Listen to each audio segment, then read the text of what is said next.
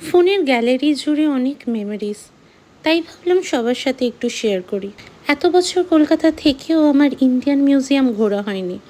যাই হোক, শেষমেশ কয়েক মাস আগে সময় হয়েছিল ইন্ডিয়ান মিউজিয়াম ঘুরে দেখার। তবুও তারপর এত দিন বাদে এই ভিডিওগুলো সবার সাথে শেয়ার করছি। আমরা সবাই জানি ইন্ডিয়ান মিউজিয়াম, যা বাংলায় ভারতীয় জাতীয় সংগ্রহশালা, তা কলকাতার পার্ক স্ট্রিটে অবস্থিত।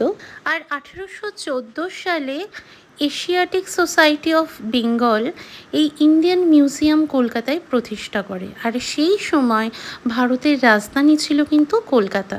আর এই মিউজিয়ামের একটা তথ্য যেটা আমরা হয়তো অনেকেই জানি, যে এটা the 9th oldest museum in the world. আবার অনেকে এটাকে এশিয়ার দ্য লার্জেস্ট মিউজিয়ামও বলে থাকেন এর সুবিশাল সংগ্রহশালার জন্য।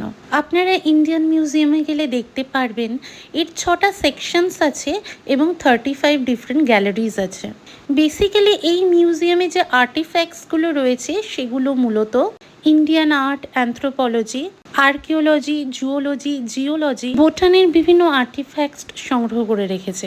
আর একটু ক্লিয়ার করে বলতে গেলে এই মিউজিয়ামের গুরুত্বপূর্ণ সংগ্রহগুলির মধ্যে রয়েছে মিশরীয় মামি, বৌদ্ধ স্তূপ, অশোক স্তম্ভ, বিভিন্ন রকমের শিল্প সংগ্রহ, প্রি হিস্টোরিক অ্যানিমালসদের স্কেলিটনস, ফসিল, ভূতাত্ত্বিক প্রস্তর সংগ্রহ ও অনেক প্রাচীন দুষ্প্রাপ্য সামগ্রী।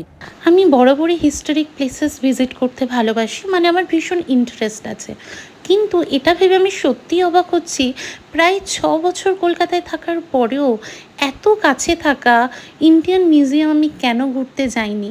অ্যান্ড আমি ঘুরতে যাওয়ার পরে সত্যি এইসব জিনিস দেখে ভীষণই অবাক হয়েছি যে এত সুবিশাল সংগ্রহ এবং এত ইম্পর্টেন্ট ডকুমেন্টস অ্যান্ড ডিটেলস এত সুন্দরভাবে প্রিজার্ভ করে রাখা হয়েছে, যার থেকে সত্যিই বহু কিছু শেখার এবং জানার আছে।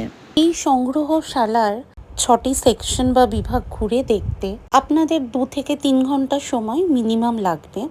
এর থেকে বেশিও লাগতে পারে যদি আপনারা হিস্ট্রি, জিওলজি এবং সায়েন্সে আগ্রহ রাখেন। ইন্ডিয়ান মিউজিয়ামে ভিডিও তোলা সম্ভবত বারণ ছিল, এই মোমেন্ট আমার মনে পড়ছে না। বাট মোবাইল ফটোগ্রাফির জন্য 50 রুপিস ওরা চার্জ নেয় এবং ডিএসএলআরের জন্য 100 রুপিস ওরা চার্জ নেয়। তাও আমি খুব কম ছবি কালেক্ট করতে পেরেছি।